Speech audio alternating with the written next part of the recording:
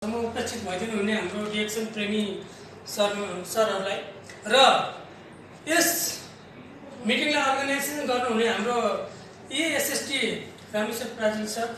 र हाम्रो राजन मालवी सर, टिडी उत्तम श्रेष्ठ सर लगायत यस डिएक्सन ब्रान्च सनाईका म्यानेजर पी प्रसाद सरको लागि हामीलाई यस मिटिङलाई म्यानेजमेन्ट गरेर केही सिक्नुपर्छ, केही सरहरूबाट ज्ञान लिनुपर्छ भनेर मिटिङमा एरेन्ज गरिदिनु हुने हाम्रो सम्पूर्ण डाइनामिक लिडर सरहरूलाई तपाईँहरूको मार्फत एक जोरदार तालीले तपाईँहरू माझमा परिचित हुन चाहन्छु। मेरो नाम भरत केसी, हाल कलकत्ताको एउटा कम्पनीमा कार्यरत छु भने मेरो घर धादिङ त्रिपुरा सुन्दर गाउँपालिका वार्ड 5 पर्छ र यस डिएक्सन क्षेत्रमा पाइला टेकाइदिनु हुने मेरो स्पोन्सर हुनुहुन्छ दिलीप थापा मगरज्यू लगायत मेरो ग्रेट गुरु हुनुहुन्छ हाम्रो executive senior star diamond Rameshwar Prajil sir, मलाई सधैँ साथ सपोर्ट दिएर अगाडि बढाउनु हुने हाम्रो star diamond Baburao Nepali sir र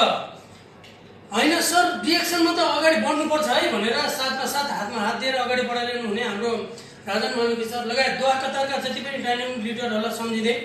र यस कम्पनीका फाउन्डर सिइओ दाजु डाक्टर लिम्सोजीलाई पनि सम्झिँदै तपाईँहरूको माझबाट एक जोरदार तालीले हिजोको दिनमा समस्याले ग्रसित भएर कुनै एउटा बेडमा पल्टिरहेको व्यक्ति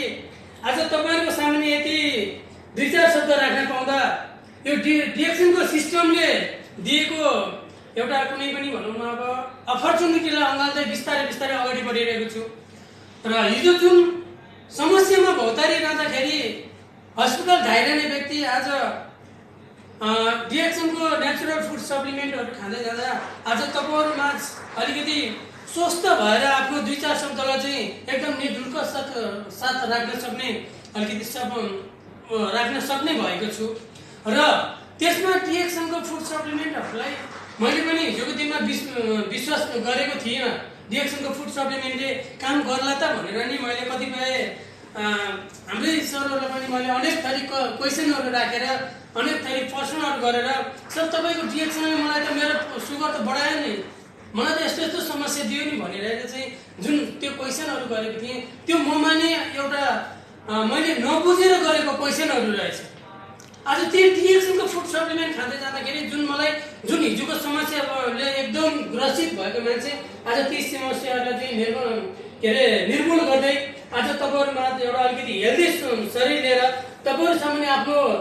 2-4 शब्द भने नै आफ्नो परिचय भनी राख्न मात्रै सफल भएको छु।